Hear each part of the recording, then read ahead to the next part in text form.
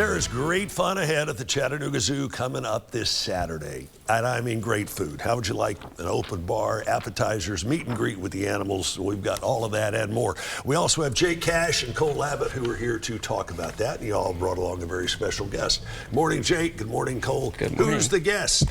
This is Tommy Prickles, the father to our Cape African crested porcupine family.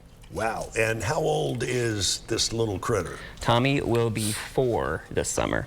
4. Wow. All right, Jake, Spirits in the Wild. Give me the overview on that. Like you said, it's our 21 plus after hours event this Saturday from 6 to 9, kind of our premier 21 plus event. It's pretty fancy, pretty swanky, so there's an open bar, lots of food from local restaurants. My favorite part is the animal meet and greet, so that's kind of why we brought Tommy today. He'll be out meeting people, getting up close with guests. We'll even do some training demonstrations with our servals, our tortoises, some of the other animals. So it's a cool opportunity to see a lot of animals you don't usually get to see at the zoo, and you get to see them up close working with keepers like Cole. So really interesting event. Training with the animals. Give me a specific. The animal and what you're going to train them on. You could probably speak to Kiombe. Yeah, so Kiombe, our serval, typically when we train with her, we're showing off behaviors that they would normally be performing out in the wild. Right. So servals are really known for their ability to jump. They can jump up to 12 feet in the air to catch birds. And so she has a jump behavior that we'll demonstrate for guests where we'll hold up a paddle with like a shrimp on the end of it, and she'll have to jump up and get the shrimp from the paddle. Pretty impressive. All right, give me one more such example, the animal and the specific. So Tommy here is another example. He'll be out doing a training demo. Porcupines naturally out in the wild are going to follow each other, so he actually has a behavior where we can tap on our heel and say heel, and he'll follow us around. There are a lot of dogs that aren't trained that way. You know that, right? We put a lot of work into training these animals. Tortoises are well trained too. The Aldabra tortoise that we brought the other week, he's only about 50 pounds now, but he'll grow up to be over 500 pounds. So training them, it's called target training, to go and follow certain instructions to where you can make them go different places, is very important now, because obviously at some point we're not going to be able to just pick them up and bring them places when they're 500 pounds. So that training is very important as well.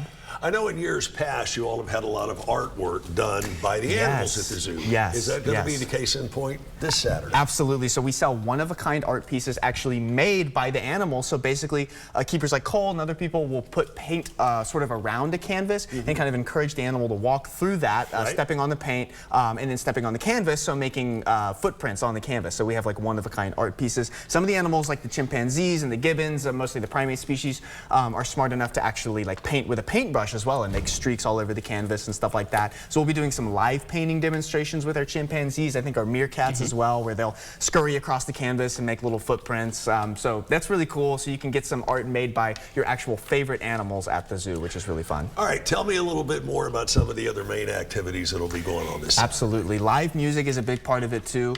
The Peter Moon Band is going to be performing. We'll have local artists also doing live painting demonstrations. We'll have a dance floor.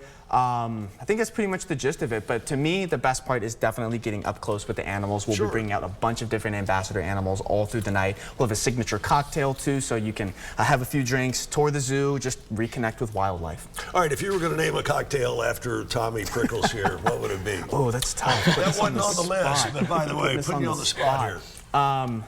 Or what? You're a creative marketing guy. You got this. I'm folding right now. Okay. Prickly Pear Tequila, right? Oh, that was so good. That was good. Immediately. And, you know, there's a lot of people that go to the Spirits in the Wild event. You do it one time a year. They don't go during the other times of the year. What would you say to those folks to encourage them to make the zoo more of a regular stop? Yeah, that's a great question. So there's so many unique experiences and activities you can do at the zoo.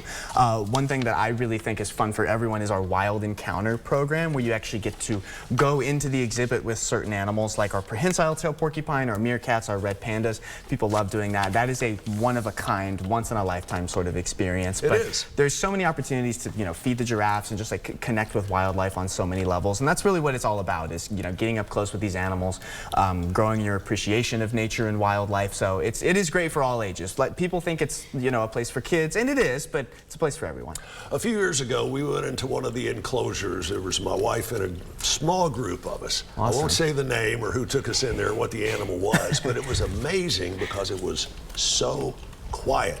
We were so awestruck by being in this closure with these pretty rare animals. Yeah. They were calm, we were calm, and it's like, this is pretty amazing. Yeah. We snapped pictures, didn't have a bit of problem with them. They just think like, another day at the beach over here. It's a really, really cool event. Now, I know you also are running some great deals on member tickets, right? Yes, that's exactly right. So one of the perks of membership is that for all of our special events, members get discounted tickets. So our Hug-a-Bunny event tickets are 70% off. Tickets are discounted for Spirits in the Wild as well. So now is a good time if you're considering a zoo membership. Go ahead and get it, and you'll save some money on Spirits in the Wild as well. You also save money on a lot of different things, retail, food and beverage. Obviously, you get to go to the zoo as many times as you want per year. So for a family of 4, a zoo membership actually pays for itself in just 2 visits. Two visits. Definitely Wow. worth considering joining the zoo family. Certainly is, and they have a wonderful, wonderful gift shop at the zoo. We do. Where you can buy things that you wouldn't even think of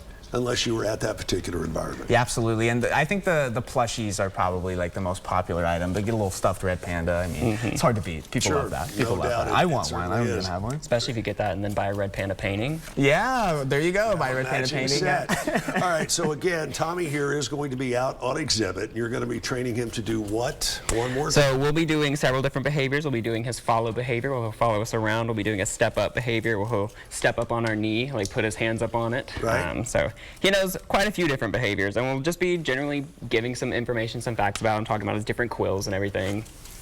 And those serve a very useful purpose, right? Yes. Even when he's in an environment like the zoo, they serve an extremely useful purpose. Yes, correct. That is? So he has several different types of quills that serve different purposes. The long ones back here are sensory quills. They act like a cat's whisker, so he knows if something's coming up behind him. Right. And then his really thick, sharp ones, those are the guard quills. They're going to do all the damage if something gets too close and he doesn't like it. And then he actually has a few quills right down in the center at the base of his tail that are hollow. They're called rattle quills, and that's to scare off predators, because when he shakes them together, it sounds like a rattlesnake. All right, there you have it. We're going to leave it at that. Again, Spirits at the Wild, Chattanooga Zoo coming up. Tickets are still available, and the event is this Saturday. This Saturday, 6 to 9, after-hours event. So get your tickets at chatzoo.org, and we highly encourage getting tickets online and in advance. Chatzoo.org. There you have it. Stick around. We have more of Let's Chat on the way right after this.